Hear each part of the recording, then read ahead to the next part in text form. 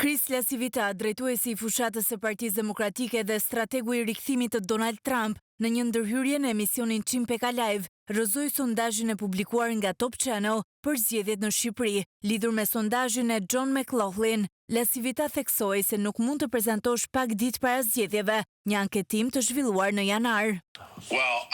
Klima në maj është shumë ndryshe nga ajo në janar. Kanë kaluar muaj dhe dinamika e politikës në Shqipëri ka ndryshuar në mënyrë dramatike që nga janari. Më duket e dyshim dhe mendoj se një sondazh nga janari nuk vlen as letrën e harxuar për ta printuar në maj.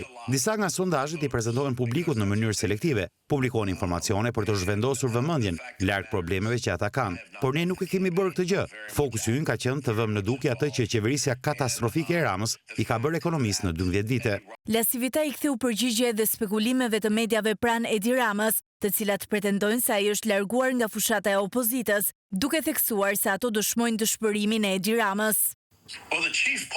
Do e prisja këtë nga socialistët dhe do e prisja nga media që mbështesin socialistët që të gënjejnë votuesit, sepse kjo është ajo që ata bëjnë. Dhe fakti është se unë nuk jam larguar nga fushata, jam shumë aktiv dhe i përfshirë. Dhe fakti që Edi Rama do të flasë për mua, ju tregon sa i dëshpëruar është që të fshihet nga dështimi i tij 12 vjeçar në ekonomi.